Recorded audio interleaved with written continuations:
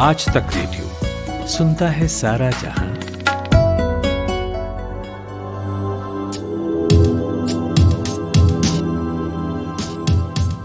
आज सबसे पहले आप एक नज़ारे को इमेजिन कीजिए। नज़ारा कुछ ऐसा है। छोटे सी गांव की गलियों में गाय भैंसों की आवाज़ के बीच देश भर से आई मॉडल्स आदिवासी महिलाओं के साथ कैटवॉक करती नजर आ रही हैं। हैरानी हो रही है ना? बता दें कि जहां हम कई लोग लॉकडाउन से परेशान निराश थे, वहीं जयपुर के छोटे से गांव बीलवा में आदिवासी महिलाओं का स्वयं सहायता समूह मास्क बनाकर खुद को आर्थिक रूप से सशक्त करने में लगा था। इनके मास्क की गुणवत्ता और डिज़ाइन को देखने के बाद भारत सरकार की ट्राइबल मिनिस्ट्री और ट्राइब्स इंडिया ने इन्हें लाखों का ऑर्डर दिया, जिसके बाद मास्क बना रही इन महिलाओं ने पीछे मुड़कर नहीं देखा। फिर मास्क की बढ़ती डिमांड को देख सहायता समूह की प्रमुख इंदिरा मीणा ने व्यावसायिक उत्पादन के लिए मॉडल्स की सहायता लेने का निर्णय लिया और फिर जो हुआ वो आपके सामने है। आज यहाँ हर घर में मास्क बनता है, जो देश विदेशों में भी भेजा जाता है। आपदा को अवसर में बदलने का एक और उदाहरण हमारे सामने है। नमस्कार, मैं हूँ खुशबू और आप सुन रहे हैं आज तक रेडियो का ये स्पेशल पॉडकास्ट कोरोना कवरेज, जहां बात होती है कोरोना से जुड़ी वो हर खबर की जिसे जानना आपके लिए ज़रूरी है।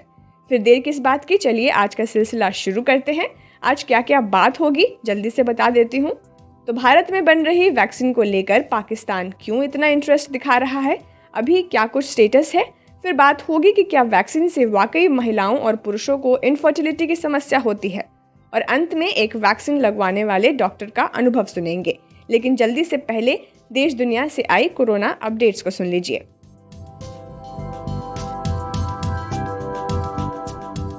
प्रधानमंत्री नरेंद्र मोदी ने आज वाराणसी के कोरोना वॉरियर्स को संबोधित किया। उन्होंने कहा कि साल 2021 की शुरुआत काफ़ी शुभ हुई और भारत में अब दुनिया का सबसे बड़ा वैक्सीनेशन का कार्यक्रम चल रहा है। भारत सरकार आज से ब्राज़ील और मोरक्को को वैक्सीन भेजे जाने के साथ वैक्सीन की कमर्शियल सप्लाई की शुरुआत करने जा रही है। बताया जा रहा है कि ब्राज़ील और मोरक्को को टीके की 20-20 लाख खुराक कमर्शियल सप्लाई के तहत भेजी जाएंगी। इसके अलावा 15 लाख खुराक की खेप आज म्यांमार पहुंचेंगी। पुणे में सीरम इंस्टीट्यूट ऑफ इंडिया में आग लगने के बाद इंस्टीट्यूट के सीईओ आदार पूनावाला ने प्रतिक्रिया देते हुए कहा है कि सभी सरकारों और जनता को आश्वस्त करना चाहूँगा कि कई उत्पादक भवन होने के कारण कोविशील्ड को कोई नुकसान नहीं पहुँचेगा। राजस्थान में कोरोना वैक्सीन की डोज लेने के बाद चिकित्सा अधिकारी सुरेश चंद्र शर्मा की मौत का मामला सामने आया है। वहीं एडवर्स इफेक्ट की जांच करने वाली कमेटी AEFI का कहना है कि मौत की वजह वैक्सीन नहीं है, बल्कि हाई ब्लड प्रेशर और ब्रेन हैमरेज है।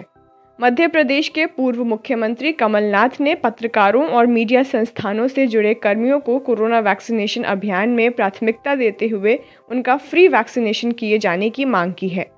AIADMK की पूर्व नेता VK शशिकला की कोविड-19 रिपोर्ट पॉजिटिव आई है, जिसके बाद उन्हें ICU में शिफ्ट किया गया है। स्वास्थ्य मंत्रालय ने बीते दिन जानकारी दी है कि वैक्सीनेशन अभियान के 6ठे दिन तक 10 लाख स्वास्थ्य कर्मियों को कोविड-19 का टीका दिया जा चुका है। भारत द्वारा नेपाल को कोविड-19 वैक्सीन उपलब्ध करवाने के लिए नेपाल के प्रधानमंत्री KP शर्मा ओली ने प्रधानमंत्री नरेंद्र मोदी का धन्यवाद किया है। उन्होंने कहा है कि नेपाल एक दोस्ताना पड़ोसी के इस रुख की सराहना करता है। बता दें कि भारत ने नेपाल को 10 लाख कोरोना वैक्सीन की खेप भेजी है। रूस की कोविड-19 वैक्सीन को हंगरी ने इमरजेंसी यूज के लिए मंजूरी दे दी है। इसी के साथ हंगरी यूरोपियन यूनियन का पहला देश बन गया है जिसने रूस की स्पुतनिक 5 को मंजूरी दी है।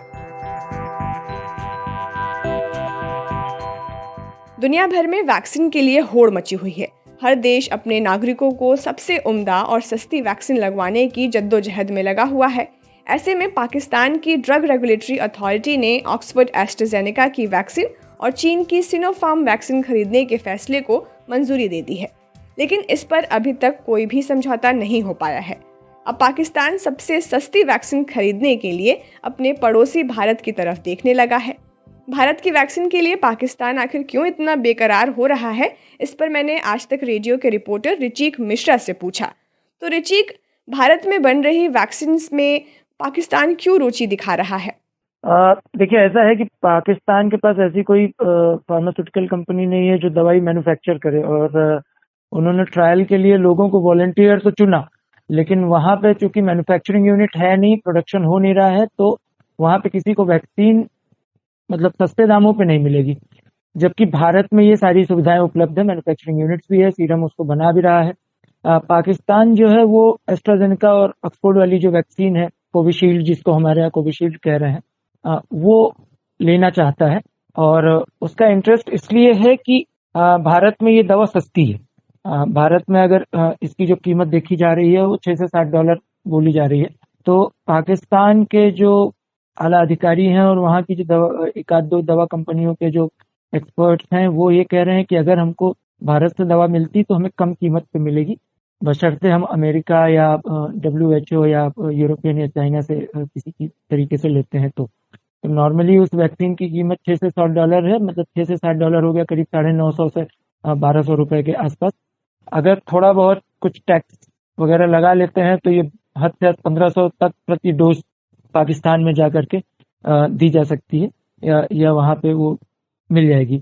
क्योंकि पाकिस्तान में एक सिंध मेडिकल स्टोर करके है, वहाँ के तो ये बड़ा स्टोर है, वहाँ पे दवाइयों का वो आयात निर्यात करते हैं। उनका ये कहना है कि सीरम के साथ उनका रिलेशन अच्छा है, सीरम इंस्टीट्यूट ऑफ इंडिया के साथ, तो वो रिक्वेस्ट करेंगे कि वहां से उन्हें कुछ डोज मिल जाए। लेकिन सीरम इंस्टीट्यूट ऑफ इंडिया ने पहले ही क्लियर कर दिया था कि जो भी डोज बनेगा वो पहले भारत, उसका आधा हिस्सा भारत को जाएगा, और बाकी जो है वो अंतर्राष्ट्रीय स्तर पर जो कोवैक्स नाम की एक मुहिम चलाई जा रही है दुनिया भर के गरीब देशों को वैक्सीन देने की, उसमें भेजा जाएगा। तो पाकिस्तान को उम्मीद है सस्ती वैक्सीन मिलने की, वो सिर्फ भारत से है। चीन की जो साइनोफार्म कंपनी की जो वैक्सीन है उससे भी उनको बहुत सस्ती वैक्सीन नहीं मिलने वाली है।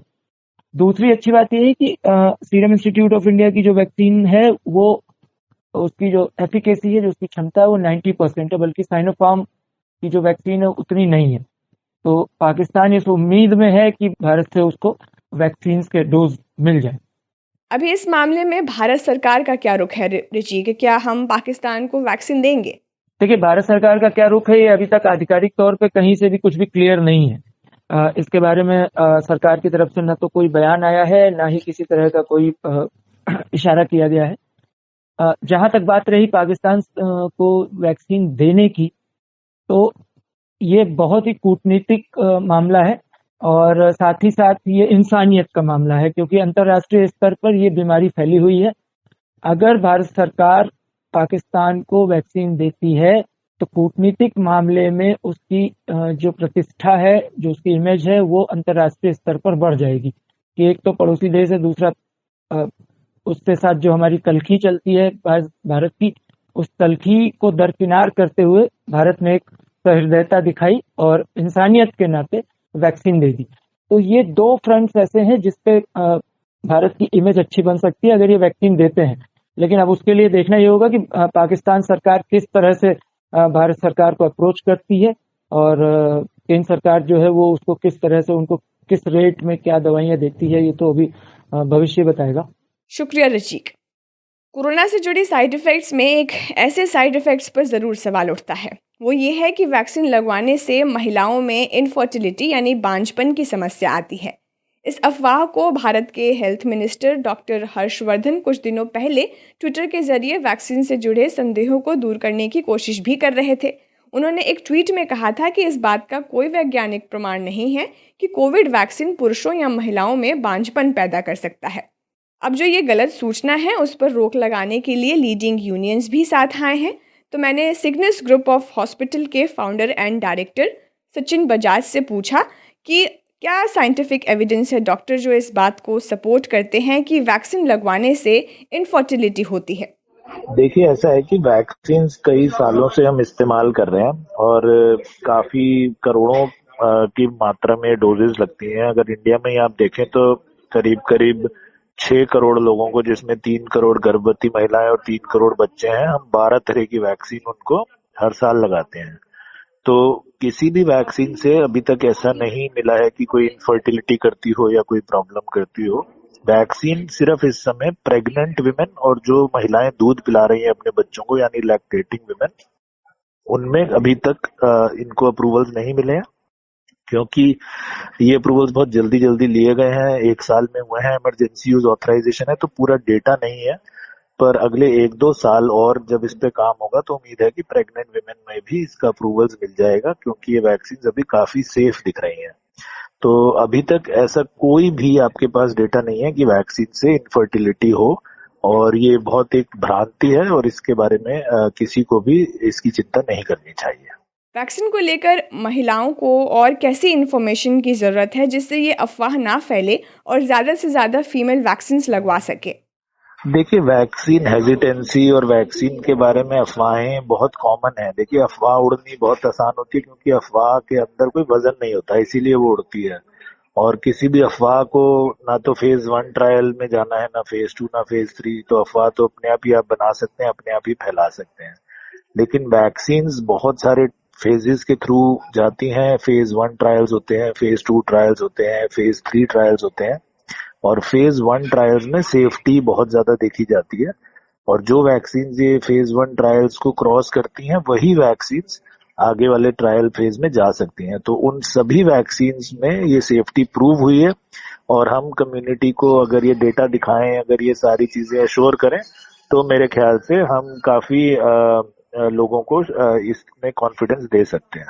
डॉक्टर, एक आखिरी सवाल ये कि क्या एक प्रेग्नेंट महिला डॉक्टर से कंसल्ट किए बिना वैक्सीन ले सकती है या किसी बच्चे को अभी अभी जन्म देने वाली माँ वैक्सीन ले सकती है? देखिए, जब तक आप अपने बच्चे को दूध पिला रहे हैं, और हम ये कहते हैं कि माएँ करीब करीब 1 साल तक अपने बच्चों को दूध पिलाती हैं डिलीवरी के बाद, तो जब तक आप दूध पिला रहे हैं, कुछ लोग पहले बंद कर देते हैं दूध पिलाना, कुछ लोग थोड़ा ज्यादा टाइम तक पिलाते हैं, तो जब तक आप दूध पिला रहे हैं आपको वैक्सीन नहीं लेनी चाहिए। तो जब तक आप अपने बच्चों को दूध पिला रहे हैं, तो अगर आपकी डिलीवरी हुई है, तो देखिए, जब तक आप प्रेग्नेंट थे तब तक तो आप बिल्कुल वैक्सीन नहीं ले सकते हैं। उसके बाद भी जब तक आप अपने बच्चों को दूध पिला रहे हैं, तो आपको वैक्सीन नहीं लेनी चाहिए, क्योंकि अभी हमारे पास लैक्टेटिंग विमेन, यानी जो लोग दूध पिला रहे हैं अपने बच्चों को, उनके ऊपर भी कोई ज्यादा डेटा नहीं है।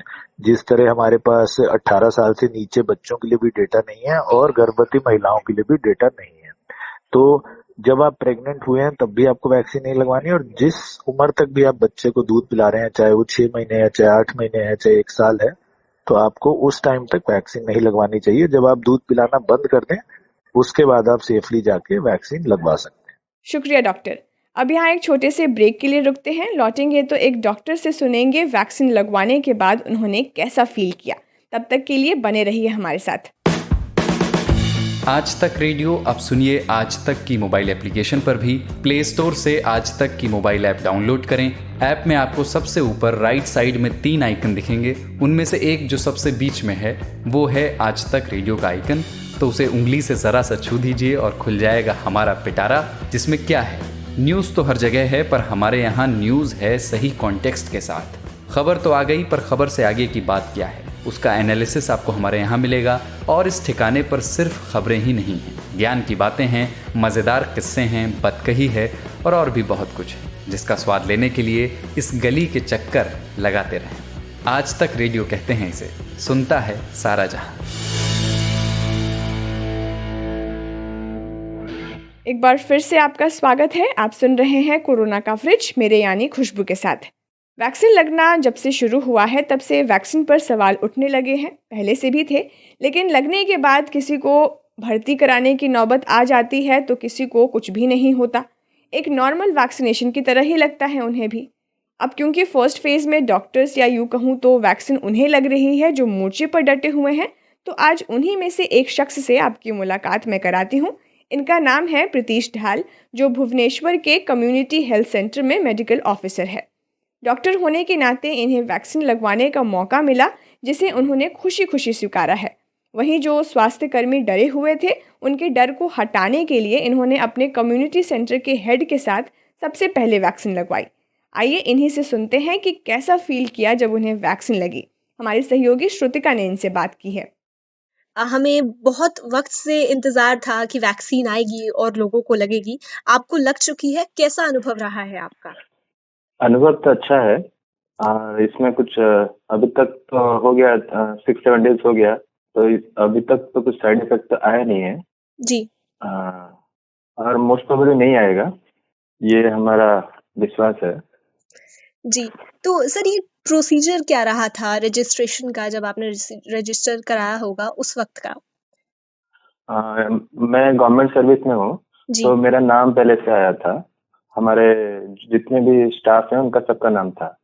तो पहले हम लोग डॉक्टर्स हैं, जी। डॉक्टर के बाद जो फार्मासिस्ट, जो हेल्थ वर्कर्स, उन लोग थोड़ा डर रहे थे। तो हमको देख के, हम डॉक्टर्स को देख के उन लोग भी थोड़ा, उनको भी कॉन्फिडेंस आया, तो उन लोग लिए। तो सर आपने उनसे पहले वैक्सीन ली थी? हाँ, उनके पहले वैक्सीन लिए हम लोग, हमारा इंचार्ज और हम पहले वैक्सीन लिए। तो हमें देख के उनको थोड़ा कॉन्फिडेंस आया, तो उन लोग भी बाद में लिए। अच्छा, उस वक्त माहौल क्या था वैक्सीन जब लेने आप गए, तो वो वहाँ पे हाँ, माहौल कैसा था? क्या क्या वहाँ पे किया सब गया? पहले से हम लोग अरेंजमेंट किए थे, जी। वैक्सीन आने सब अरेंजमेंट किए थे। सब pharmacist, sisters, brothers, nursing staff सब थे। उन लोग सब खुश थे और सब अच्छा माहौल था। जी। और जैसे आपने पहले बताया कि कोई साइड इफेक्ट नहीं आया, तो क्या कोई थोड़ी सी भी थकान भी नहीं हुई आपको वैक्सीन लगवाने के नहीं, बाद? कोई भी थकान नहीं, किसी को भी कोई थकान नहीं आई। और मुझे तो अच्छा फील हो रहा था, कुछ थकान नहीं था। अच्छा, कुछ वक्त के लिए ऑब्जर्वेशन में रखा जा रहा था वैक्सीन लगवाने के बाद में? हाँ, हमें पहले वैक्सीन देने के बाद हमें वहाँ अंदर ऑब्जर्वेशन में रखे थे, डॉक्टर्स भी थे। जी। जो कुछ साइड इफेक्ट होता तो हमें तुरंत कैजुअलिटी लिया जाता। लेकिन कुछ तो हुआ नहीं, सब हाफ एन आवर ऑब्जर्वेशन में थे। अच्छा सर, जब आप वैक्सीन लगवाने गए उससे 24 घंटे पहले कुछ भी आपने कोई प्रिकॉशन लिया हो या आपको कुछ एडवाइस दी गई हो कि आप खाने में ये खाइएगा या कुछ और ऐसा फॉलो कीजिएगा, कोई भी रूटीन? नहीं, कुछ एडवाइस तो दी नहीं गई थी। जी। हमें मालूम था कि हमारा नाम था, वैक्सीन देना है। तो पहले स्टार्टिंग में डर लग रहा था। डर मतलब ऐसे ही रूमर्स थे, कुछ साइड इफेक्ट आएगा, कुछ होगा, पहला वैक्सीन है। तो उसके बाद जब हमारे इंचार्ज और हम जब धीरे धीरे लिए तो कुछ लगा नहीं, अच्छा लगा, फील गुड फैक्टर लगा कुछ। तो आपने कौन सी वैक्सीन ली थी? आपको मतलब लगवाई गई है? कोविशील्ड। कोविशील्ड। जी। हाँ। और अब ये जो अगला डोज है ये आपका कब है? 28 डेज के बाद होगा? After 20 days. जी। आप कोई ऐसा संदेश उन लोगों को देना चाहेंगे जिनके मन में अभी डर है? क्योंकि आपने बोला कि आपको भी डर था, तो अभी जिनके मन में डर है उनको क्या कहना चाहेंगे? हाँ, मैं भी बहुत सारे फ्रेंड्स जो नॉन मेडिकल हैं उनको पूछा, उन लोग अभी बोल रहे हैं हम लोग लेंगे नहीं। मैं बोला हम लोग पहले ले लेते हैं हेल्थ वर्कर्स, उसके बाद तुम लोग 1 मंथ के बाद लेना, कुछ ऐसा कुछ जल्दी जरूरी तो नहीं है, उसके बाद लेना। तो ये अच्छा है, मतलब एक तरह का वैक्सीन ये मार्केट में आया है, तो लेना चाहिए सबको। इसमें हमारा ये डायरेक्ट एंटीबॉडी क्रिएट करता है, मतलब डायरेक्ट एंटीबॉडी प्रोडक्ट मतलब दे रहा है। जी। तो उससे हमें पहले प्रिवेंटिव मेजर्स, ये एक टाइप का प्रिवेंटिव मेजर्स है। तो मतलब ये कहा जा सकता है कि वैक्सीन है इसीलिए हम कोरोना से जंग जीत जाएंगे। हाँ, कोरोना से जंग जीत जाएंगे। शुक्रिया डॉक्टर, हमसे बात करने के लिए।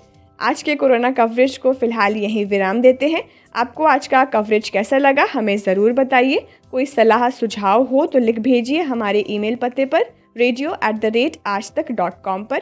कल फिर मिलेंगे। अपना बहुत बहुत ख्याल रखिए और सुनते रहिए आज तक रेडियो।